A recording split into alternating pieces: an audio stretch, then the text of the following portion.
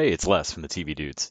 This week, I spoke with Annie Golden, who you probably know as the silent Norma, everybody's favorite cult leader on Orange is the New Black. But you may have seen her turn up over years on your TV and stage. She's been in productions of Hair. She took the stage at CBGB's with her own band, The Shirts, back in the day. And I was incredibly lucky to get to talk to her about all of this, plus her new album and show, Broadway Bounty Hunter.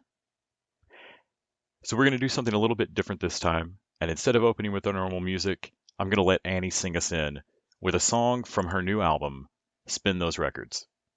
It's the second song on the cast recording of Broadway Bounty Hunter, and one of my favorites from it. I hope you enjoy.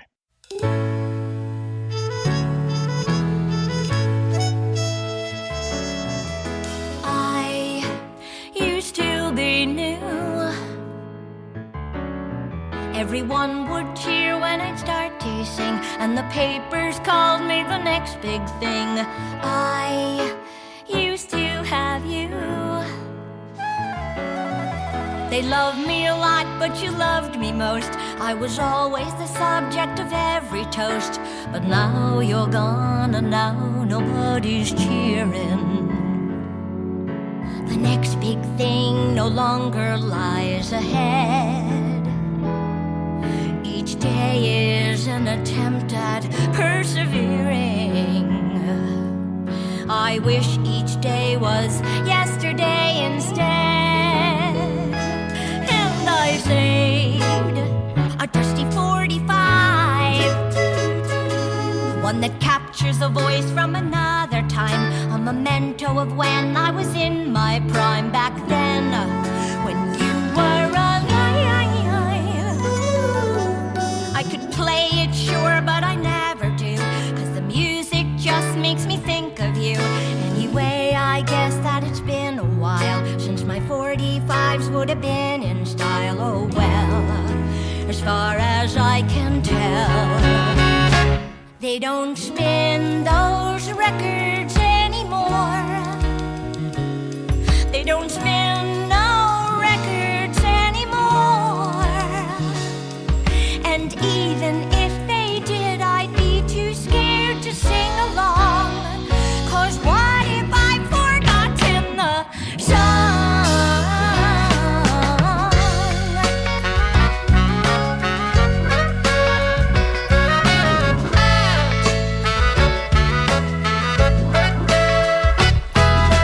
I used to be strong, and my voice would kill in any key. I never had to take the harmony. I used to be long, when the soundtrack at parties was sure to be one that featured an album that featured me. They'd play, but not today. They don't spin those records anymore.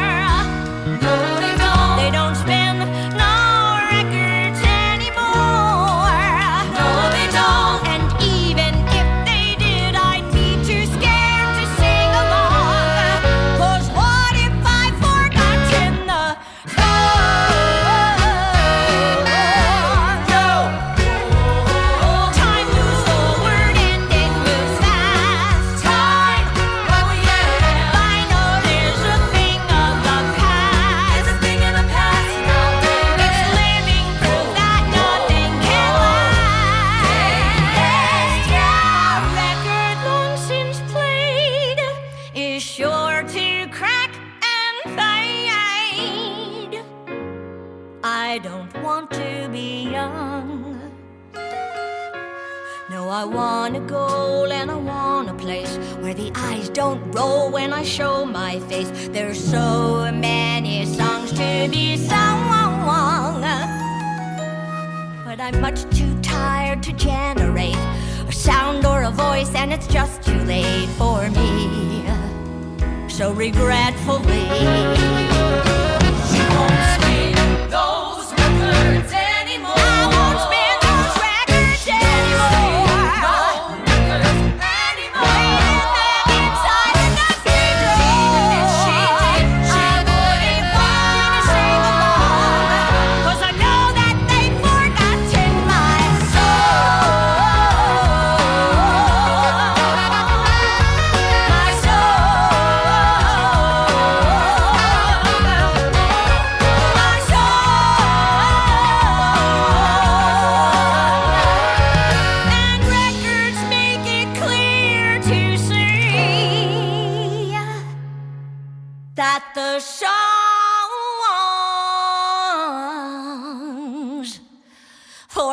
forgotten me. Good night, Charlie. Hi, thank you so much for making time today. I think of you most recently as Norma from Orange is the New Black, but of course you've done so many iconic roles, going back to Hair, now with Broadway Bounty Hunter. I was excited to get to talk to you about a variety of different things.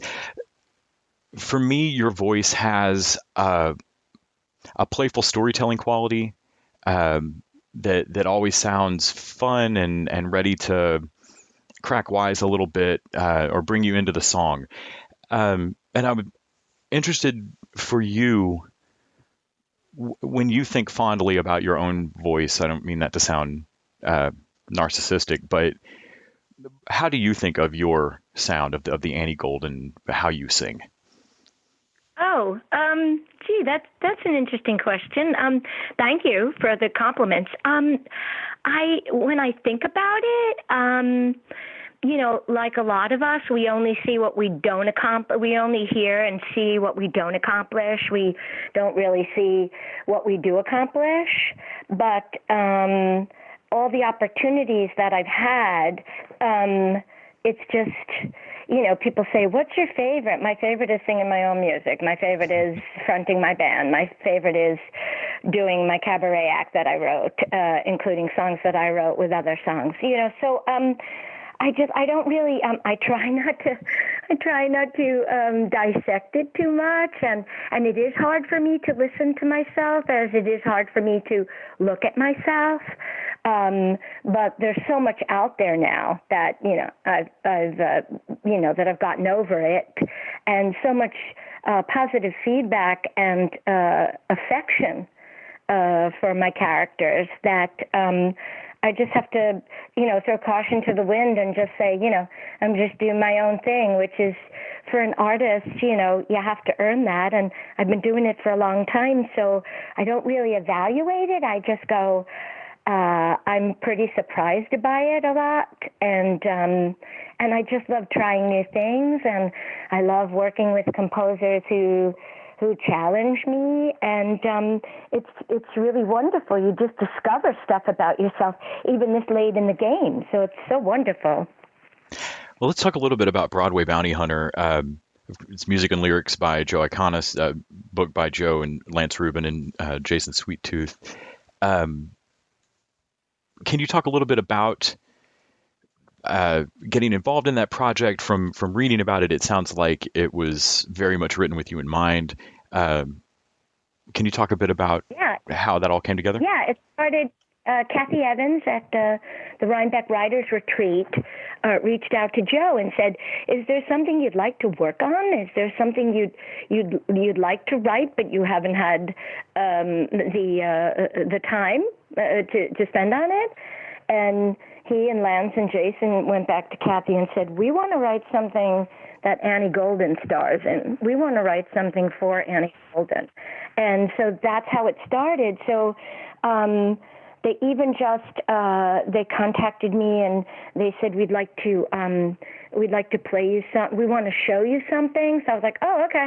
You want to meet at West Bank for a drink? And they were like, oh, okay. So we went to West Bank, and I knew that they were coming. So I called ahead to Kenny Bell, who runs Laurie Beachman, and I said, can I come downstairs? I'm coming in with the boys for a drink, and I think they want to show me something. And he was like, oh, my God, did they write something for you? I was like, listen, I don't know, So we went down to the Laurie Beachman, and they played me. They said, we'll read all the other parts. Joe will sing the song, and if you could just read the part of Annie Golden.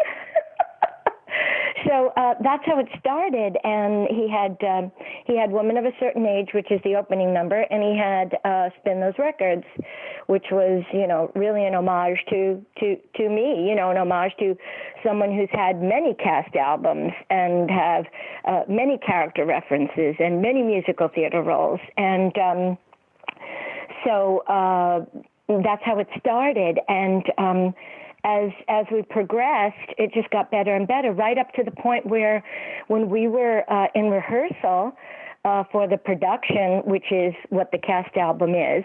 For the production last summer at the Greenwich House, I had to fit in. I have to fit in my band when I'm not working and not performing and not on a schedule, or I like to say when my time is not my own. And it was the first night that we had off, the first Sunday, which was Father's Day. And I performed with my band on a Sunday night at the Cutting Room. And Joe came, and our producer, Jen Tepper, came. And the other guys had come many times, but Joe comes every time. And Joe heard me sing a new song of mine, which used a sound in my voice that he had not heard before. And when I came in the next week for Broadway Bounty Hunter, he had written a duet for Brad, Oscar, and I, where I used that exact sound in my voice. So it's really good, which is Little Red Fox. So that was even a new song just written while we were rehearsing based on, I feel, he came and saw me and there was a new song in my set that he had never heard before. And so he decided to utilize that sound in my voice. So it's just so lovely to have champions who, you know, tailor their music and their showcase for you. That new sound in your voice, was that something that you discovered new yourself now, or was that something that you've always known your voice could do that you discovered the bravery to do publicly over time? No, it was a song that I had written a while ago when I had a singer-songwriter duo, just two voices and guitar, boy, girl, and guitar. And the albums that we did 3 albums as Golden Gorilla. The albums that we did were with a full-on band in a studio. But when we were playing out on the East Coast and then in Europe, we would just be 2 voices and guitar. And that was in the 90s, Golden Gorilla on Silence Records, which is a Dutch label. And the Shirts had their biggest, my band, the Shirts, had their biggest success in Holland and Belgium and Switzerland and, you know, all the tiny little boutique countries. And so I had written a song called Slow Burn, and it was really just a device. It was just the voice as an instrument, and I did these operatic hoots, and in time. And so it was really just a musical phrase. And but he had never heard that song before, and so I had used it. You know, I had used it. Like I said, the most fulfilling thing is when I'm doing my own thing, fronting my own band. I don't have a composer, you know, that I want to please. I don't have a director. I don't have someone telling me how to phrase or where to phrase. So in my own music. So when I brought this new color to the set, to my band at the Cutting Room on Father's Day, I came in the next week to rehearsal, and he had written a song for Brad and I to sing where I speak about, you know, you never met a fox with a voice like mine. And it was this operatic little hoot. And actually I could hear the audience response at Broadway Bounty Hunter when I would burst into those hoots. People were like, like I guess they didn't know that, you know, oh, wow, you know, look, she's a legit soprano. What? You know, so I thought she was a Broadway belter. I thought she was a rock singer, you know, so it was kind of great to use that. So that's the story of that. And even just while we were in rehearsal, he was writing things for me. I can imagine listening to you talk about it. I can imagine the dynamic between performer and director or writer, of wanting to surprise them, but also wanting to do what they hired you to do, what they had in mind. And I can imagine that dynamic being really different when they're hiring you to be you, but you also want to surprise them. Yeah, it was funny when we recently had on YouTube the listening party for the cast album. People were chatting, you know, on the sidelines, on the sidebar. People were chatting, and when I listened to it, I downloaded it and listened to it myself. And then when we were all listening to it, it's kind of like, you know, when you're watching something, you don't want to watch it with anybody because people are going to talk through it, and you want to really just be, if you're checking yourself, or if it's something you're seeing for the first time or listening to something for the first time. And so I had written down all these references also in Charlie Rosen's magnificent orchestrations and arrangements. I heard stuff that we didn't do at the, same band, so fierce players can cop anything you need. And so we had the kung fu element with the Chinese woodwinds and the Asian influence, and then we had the Ashford and Simpson R&B, Nick Ashford and Valerie Simpson, and then I even heard like phrases, and when we would listen to it together, I would go, that's the closer I get to you, the stylistics. I love how Charlie put that little phrase in there, put that little fill in there. Or I was singing Danes, and I would hear Jeffrey Coe on organ echo whatever I had sung. And then Joe was chatting, on the side, and he was going, Annie just ad-libbed that, and we kept it in, So it's just really, when the creative process is that fertile and that open to flexibility, there's no better thing for an artist and her champions and her collaborators. One of the television programs that you've done recently that I've been dying to ask you about is your episode on High Maintenance, in I think season 3 of that. That's one of those shows that just does something magical every week. I can't explain to anyone what it's about. But every single time I end with this just huge smile, like I've just wandered through a museum and been dumbstruck by art or something. Can you talk a bit about getting involved with that and your experience as Barbie? Well, I had been invited for the first time because Alexander Gemignani, who was in Violet with me, and his father is Paul Gemignani, the arbiter and gatekeeper of all things Sondheim. So I worked with him when I was the original Squeaky Fromm, and the first time we did Assassins at Playwrights. Gemignani was Alexander was the music director for musical development up at the Eugene O'Neill. And so I had never been invited there to Connecticut for the summer. So he said, there's this new musical, and I think you'd be great for it, and it's David Bowie-esque. And I was like, okay, Alexander Gemignani, going away to Connecticut by the water, Eugene O'Neill, my go-to guy for Irish pathos and melancholy and lament, and and a new musical, David Bowie. So David Bowie-esque, So I was like, oh my God, that's so great. Okay, yeah, no, I'll come up. So I came up, and on the day of the presentation, and I was there for 3 weeks. On the day of the presentation, my agent called me, and I never say, I'm never one, a call just came in. That's why we got interrupted. A call came in, and I'm not one to say, I got to take this, and put people on hold or, no, I don't do that. Be here now. When I'm here, I'm here, and when I'm there, I'm there, and never the twain shall meet, and don't interrupt me. So my agent called, and I was like, ooh, it's my agent. They were like, what? And I was like, I know, what's going on? And then we took a break, and so I called her back, and I said, what's going on? And she said, the high maintenance people. She said, do you know them? I said, I don't know them, but I know of it. Yeah, I love that show. And she said, well, it's for HBO, and the creators, they wrote a role for you, and they were wondering if you would consider doing it. And I was like, they wrote it? But yes. So then I read the role, and I was like, oh, these guys are so great. I know what you mean about that show and describing it to someone, or when you're recommending it, trying to tell the person that they would like it, why they would like it. And it's just character-driven vignettes. Mm-hmm. It's character-driven vignettes. And nobody's really doing that. And it was a webisode, and then it got picked up, So that's like the dream, that creators are just creating for themselves and doing it on their own, and then Big Buck sees it and says, we want to produce this, we want to put you, on the main stage, as it were.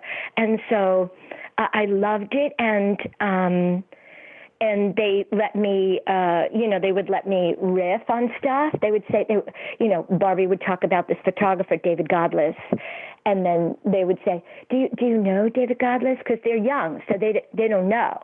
And I went, yeah, I know. Yeah, he's photographed me. They were like, oh my God. And so actually, and Steve Buscemi, and then Steve wrote to me and said, thanks for the shout out on High Maintenance. And I was like, oh my God. I said, they wrote that. I didn't. He goes, yeah, but you riffed on it. It was great. So it was just a lovely gift. And I just loved that they were, that it was kind of like a peripheral hanger on. It was kind of like a group, 6 degrees of separate, because a lot of people from that CBGB scene, I'm still in touch with them, but there's a lot of them, who are like that, not the musicians, but the people who were there, the fans, the groupies, as it were, the wait staff, the people at the front door at CBGB's, that was the heyday, that was the glory days, and it's kind of wonderful to relive that and also represent that for them, to honor that time is wonderful too.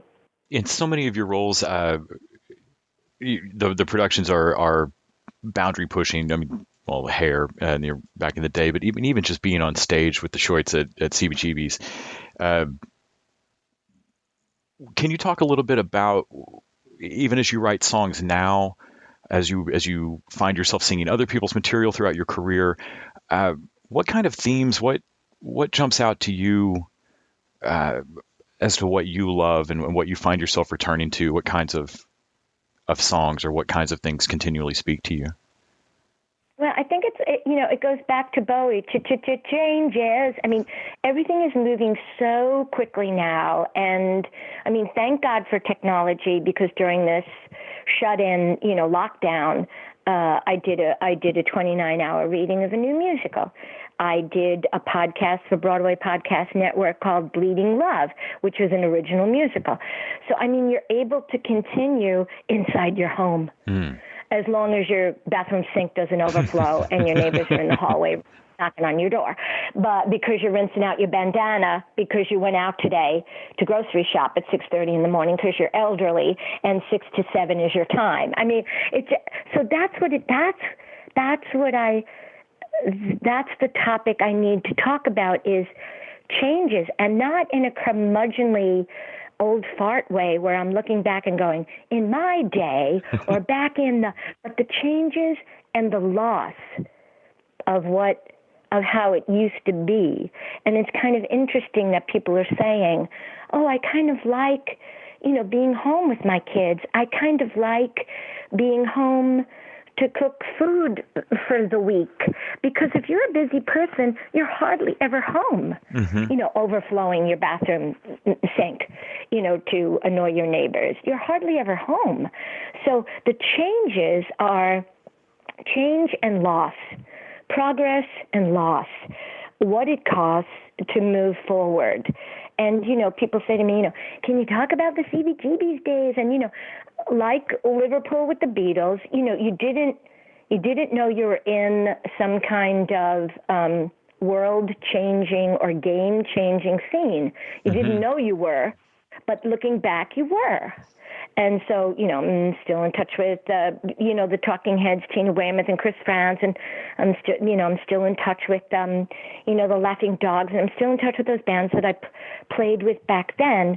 But it's interesting because now you have all these TV shows, Songland, and you have YouTube stars. I mean, I'm a big, when that Justin Bieber kid came on the scene, my niece, who was 14, was telling me, oh, I like this guy, and, oh, can we go see his documentary? And I went, and I just was so blown away by, first of all, his ability at 11 or 12 or whenever, and then that he was able to garner some kind of following, and that he deserved it. It was in the modern world. I mean, that's the way it went.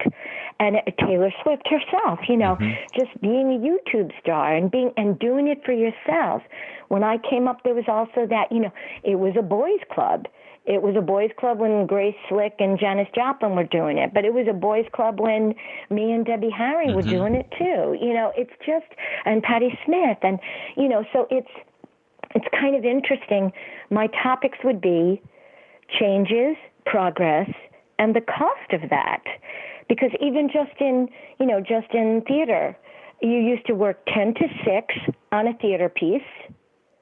And then you would go home and you would process what you did that day and then go in the next day for new notes and new changes and new pages. Now, you're in the room from 10 to 6, and when you're on the subway going home trying to learn your song, you've got an email with notes. And I resist that, and because I'm a dinosaur diva. I call myself a dinosaur diva. And when I wake up in the morning the next day, I might open the email, but when I get to, rehearsal, they say, "So did you have any questions about my notes?" And I kind of go, "No, but I'm here now, so we can discuss this." That's not the way it's done now, and that is seen as pushback. I don't know if I was a guy and I did that, would it be seen as pushback? But that's seen as pushback, and it's just like that. You don't have 24/7 access to me. What happened to process? And also everything with Broadway Bounty Hunter. I'm used to it. I'm used to the Joe Iconis clan. These are the youngins. I get it. Jen Tepper, Alison Bresci, our producers. I get it. But there's video cameras in the room. And so it's a less safe environment, as far as I'm concerned, for experimentation or process. There is no process now. There is only promotion. Everything is posted. Yeah. So it's kind of interesting. So, of course you would be disgruntled because these kids don't know anything else. And they're perfection right out of the gate. But me coming up, we were, you'd have a wonky day with the song, or you'd trip over the bridge, or you'd be like, "I don't really know this." You would say, I don't really know this, or somebody's throwing me the lyric, or something like that. And there's none of that now. It's everything is posted. If you rehearse it at 10:15, when you come back from lunch, the camera will be rolling, and we're going to post it.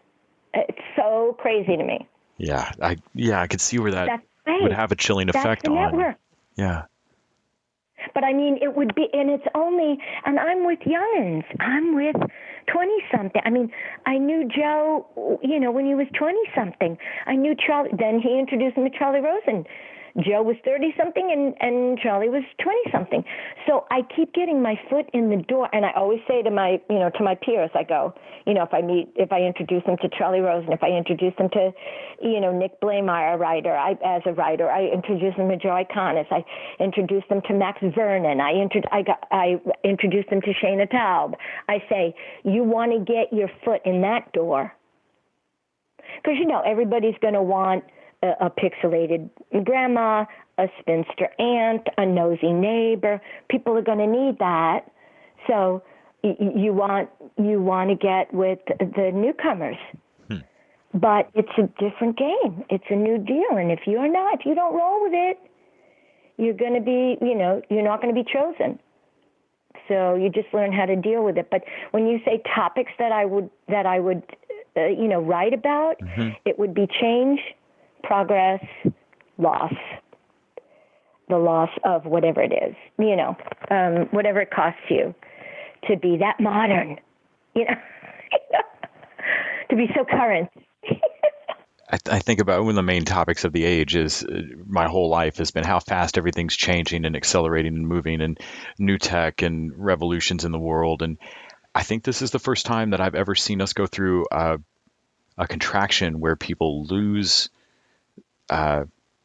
some things they're used to. And so, watching us all deal with slowing down for the first time when all I've ever experienced is that life gets faster. Yes.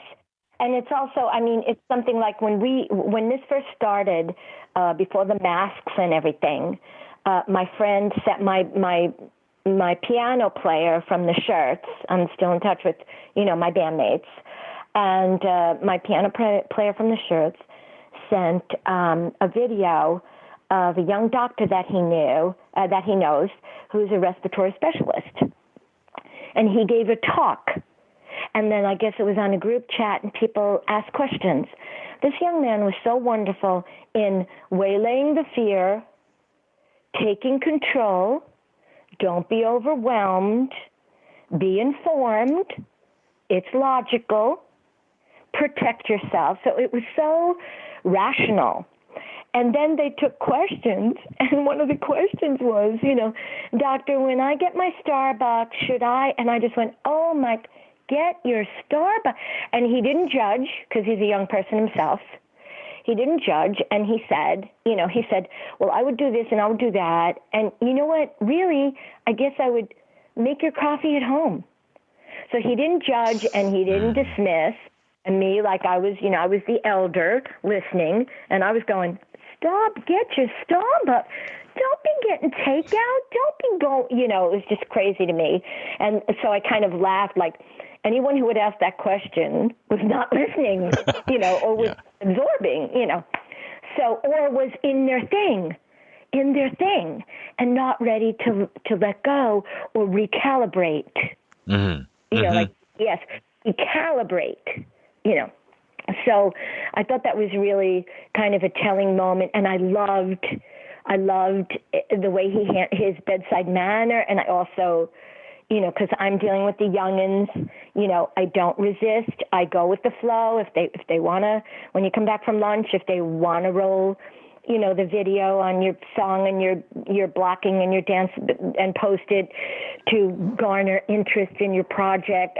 Okay, fine. I know that's the new world. I go with it. But it was just, that was like a very telling moment for me where I was like, okay, here we go. These are the guidelines, and some people are not going to understand the guidelines the way you understand the guidelines, and you're going to be out in the world with them. Yeah. So don't, like Governor Cuomo said the other day, if you're standing, waiting for the light to change, and there's someone standing next to you without a mask, say, hey, buddy, where's your mask? In a New York way. And I went, yeah, okay, Governor Cuomo, that's going to be a shooting. That's going to be, because I live in Brooklyn. It's like, don't be telling people to tell other people what to do. Yeah. Because that's not going to go down very well. I think I'm more likely to just get myself personally 6 feet away from that person.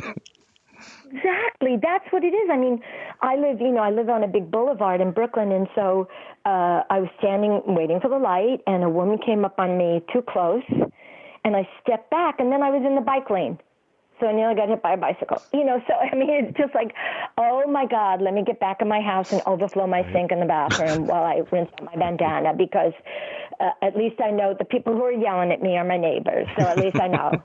Thank you so much for talking to me about all of this today. I was really excited to get to chat with you. You've been in so many things that I love. I mean, everything from Cheers to High Maintenance. Norma's backstory on Orange is the New Black, I think it's a pretty wide consensus, is one of the best things on the show.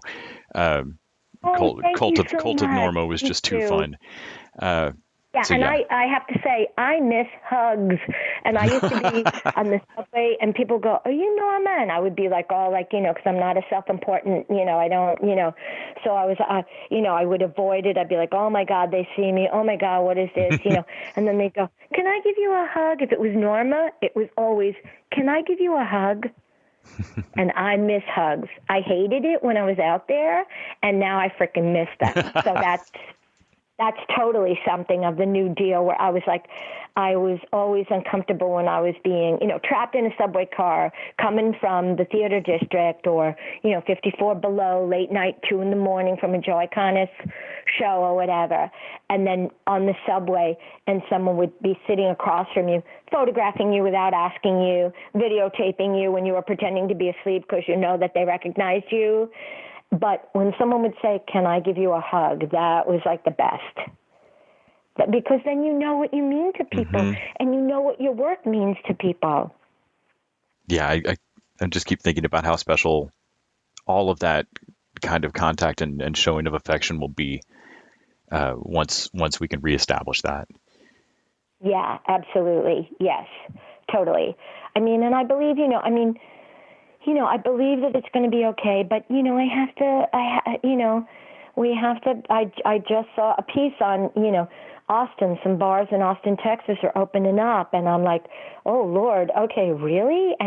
But I call myself agoraphobic Annie now, because my sister invited me to dinner. She's a 20-minute walk from me, home-cooked meal, and when you're with your family, you can take your masks off and stuff, and I came out of the house, and on the boulevard where I live, it was a beautiful day, and there were too many people out, and I got so anxious. And I went back upstairs, and I said to her, I can't. There's a lot of people out, and they're not wearing masks. And she was like, oh, okay. And then I went, well, maybe I can. And then I called it Serpentine. Alan Arkin and Peter Falk were in a movie called The In-Laws, and they would scream Serpentine, Serpentine, because people were shooting at them, and they would go Serpentine. So I'm just going Serpentine. I'm like making myself laugh, and I'm making light of it, but I'm also avoiding people like the plague. Yeah. Yeah. So it's so crazy. But thank you. Those questions were so good, Les. I hope I gave you something to work with. Really did. And please stay safe. Don't apologize to anybody. Do everything you feel like you need to do. Don't get sick. We want you around. Thank you so much for your time today. I really appreciate it. Thank you so much. That's lovely. Bye.